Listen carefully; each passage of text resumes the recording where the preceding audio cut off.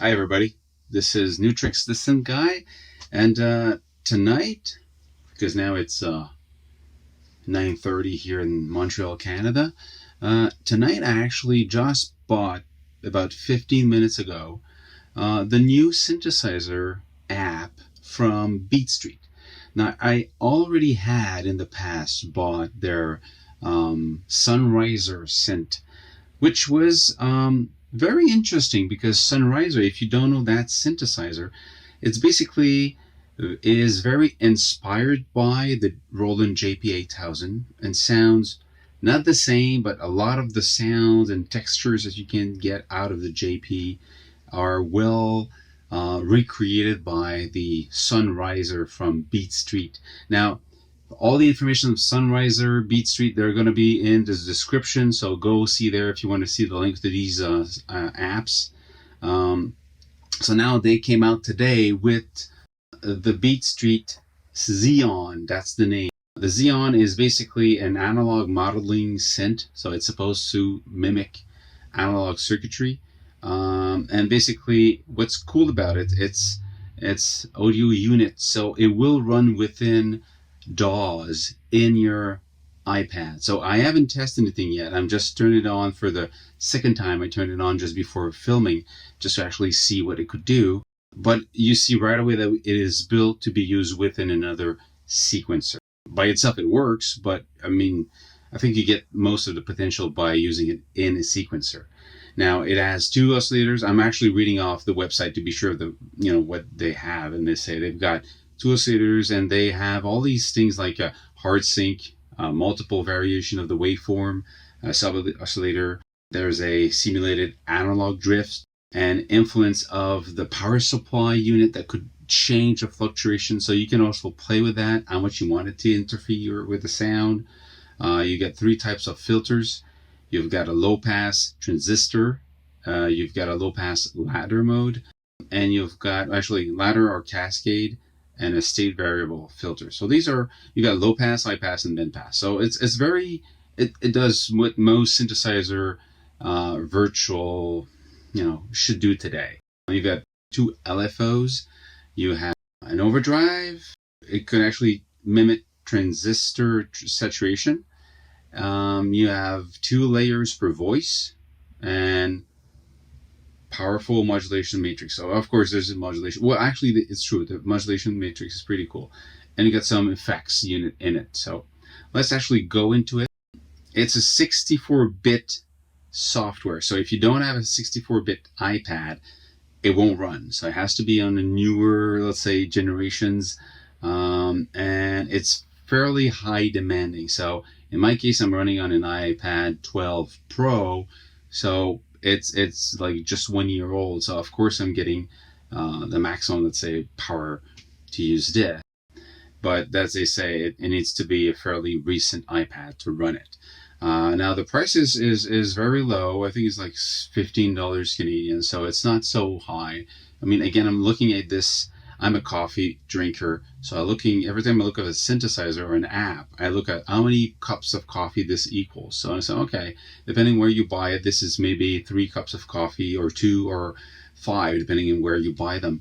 So that's how I'm looking at how much this synthesizer is going to cost me. Okay, it's going to cost me like 5 or 3 cups of coffee. I can afford that and drink a little bit of coffee, but I won't stop drinking coffee.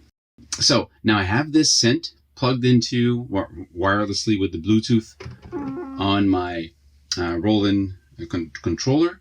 So you click on Zeeon, and what you have is basically just the synth. First thing that jumps to my view is that there is no menu.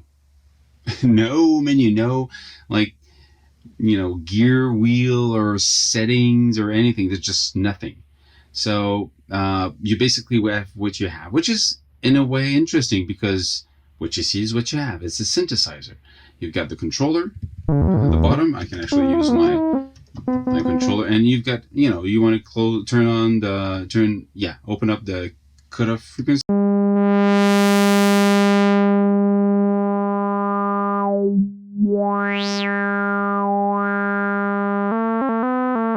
So, it's pretty, the layout is pretty simple. You've got oscillator 1 and 2.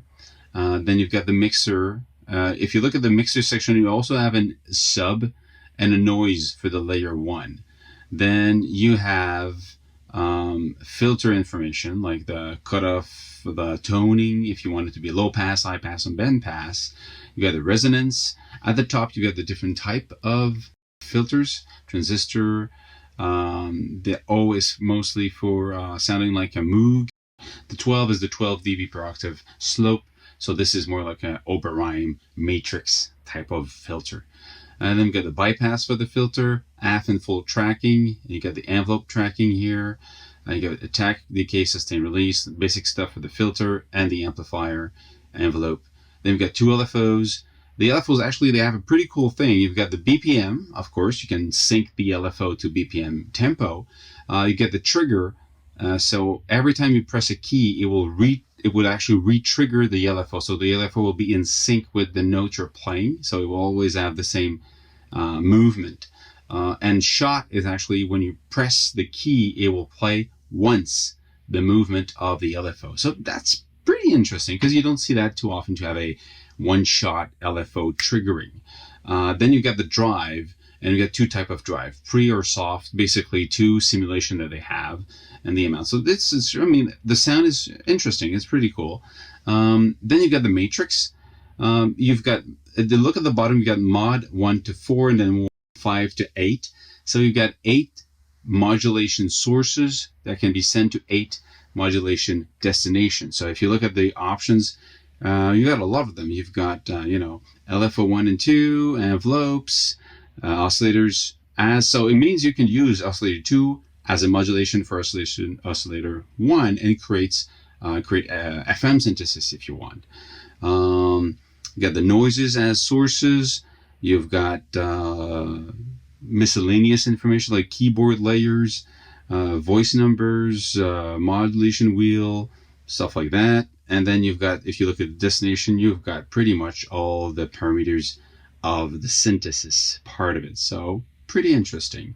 So the matrix is, let's say, more than enough for what we use to find in most synthesizers. Now, this is a monophonic synthesizer. It can be also polyphonic or unison. You've got the control over these three little options over there.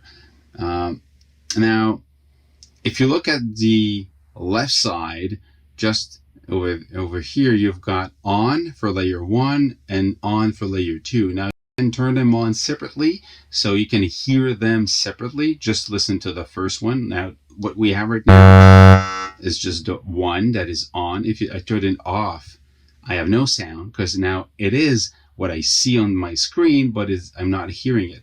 If I turn the other one on, now I'm hearing a layer 2, but I'm seeing layer 1. So this is really like you would look on if you ever play with a JV 2080 or JV or XV from Roland or the JD 800. I know I'm old. These synthesizers, they had like 4 layers of sounds. Each of them have the whole synthesis options, whole voice, and you could actually select which one you would see and you would edit, but you could actually listen to the other one. That's kind of an odd thing to do, but in this case, that's what you can also do. So you could, if you want to see layer 2, you need to press layer 2 and put on for layer 2 so you hear the two of them. Actually, you hear what you actually are seeing. So now, if I modify this, I'm seeing and hearing the same layer of sound.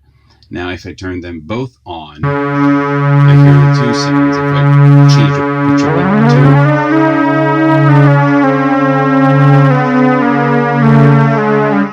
and so on. Now, I really like and I really dig the fact that on the corner you've got that little oscillator screen. It looks like the Korg monologue or Menologue, if I'm not mistaken. That little screen is really cool. And I also have an oscillator on the A01 from Roland, and I like the fact that I can actually see the shape of the sound. It's even if I've been making sounds for 20 years, I like to see the shape of my sound. I just like it.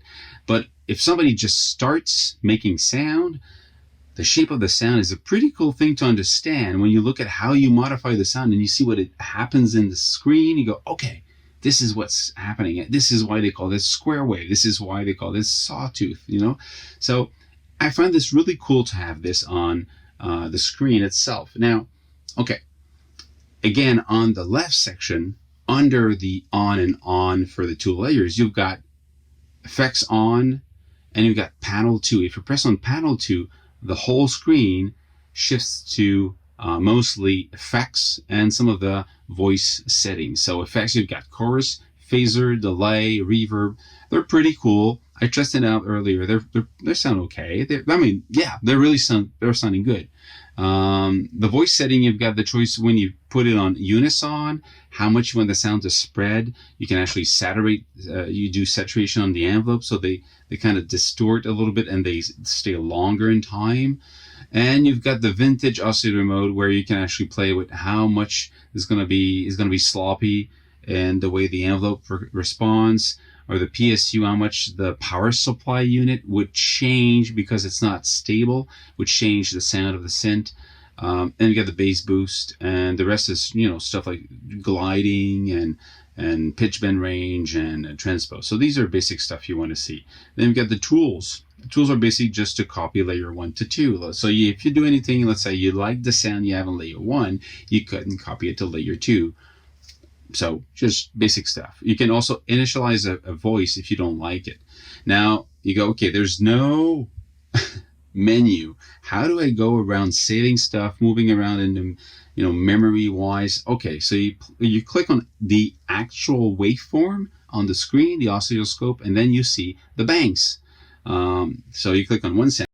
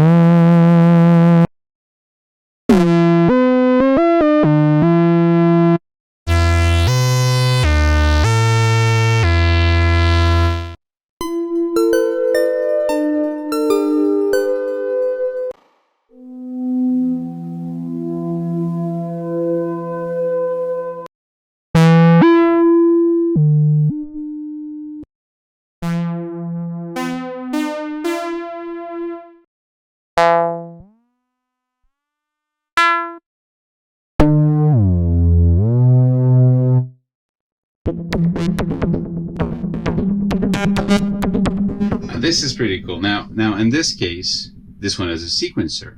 Now, okay, let's go back to, let's say, the fungus. Okay, let's turn that off. I only have that. I have that sound now, fungus, and I'm gonna go turn back the. I've got the I've got my sound now. Between the synthesizer screen and the keyboard, there's a row of little squares. Now, this is a sequencer. This is a pattern sequencer or a step sequencer. It's actually pretty simple to program. You go on little crayon to write down the notes. You press on the square you want, and you press a key. It records that key. Press the other one, press that key. Press the other one, press that key. And then, you know, whatever you want to.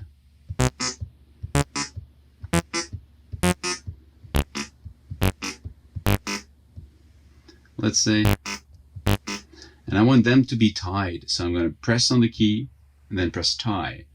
And I'm going to do same thing here, same thing here, same thing here. And well, just for fun, I'm going to go higher in pitch, change that one to this, actually higher again. There's that one to here. So you're going to play this. And let's play.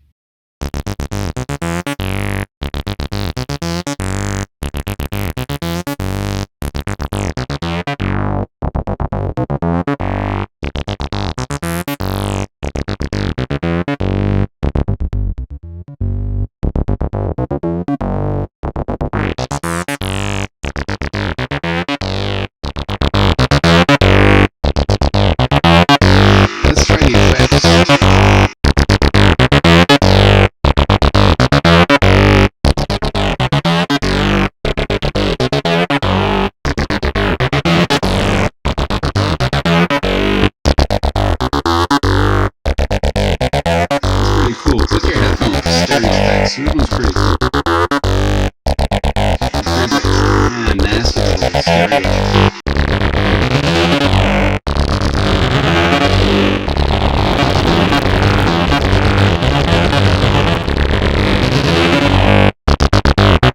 Now the delay sounds good, but playing with the length creates that glitch in the sound.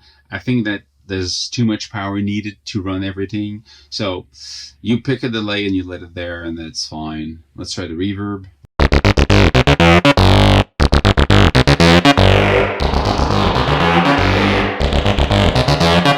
So depending on what you want, you've got chorus, you got chorus, phaser, delay, and reverb. So pretty interesting. So that's it. I mean, what's weird about this is that unless I'm not getting it, there is no other feature on it.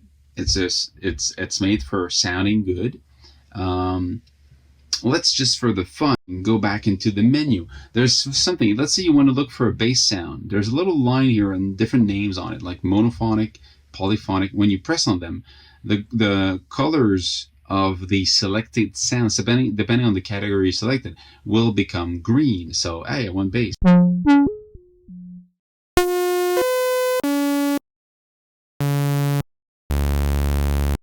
You know, and then okay.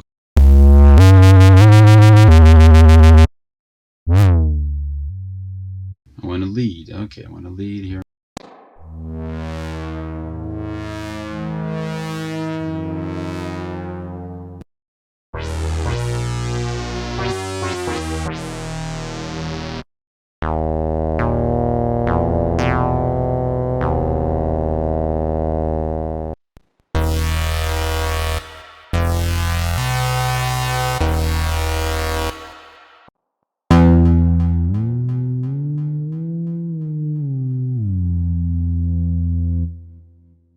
Pads on pads. Okay.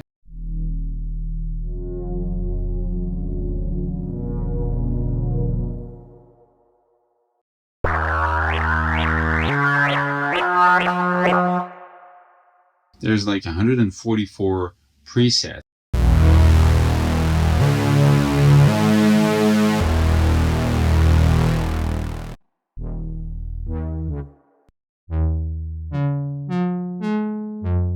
Yeah, you could do that with a Prophet. I know how.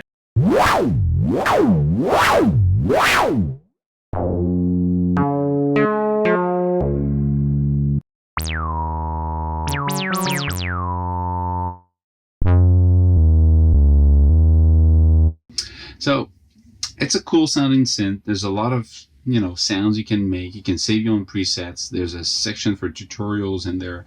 There's a manual that you can find on their website. I actually will put these links on in the description under the screen. And that's it. I like it for the price. It's cool. I will test it out within my DAW, and I personally use Aurea Pro. I'm going to go do a small tour of guided tour of the Aurea Pro soon, but I'll test it out within Aurea Pro. It's made for that, so that's one of the reasons I took it. But again, the price is okay. It's not $50. It's only 15 or something around that. So depending on where you are in the world. That's it. I hope you enjoy this. If you like what I do, thumbs up. If you want other, software I can talk about, tell me. If you want me to, test other piece of gear, tell me. I can actually reach some of the companies and figure out what I can get from them. And that's it. I hope you enjoy this, and see you soon.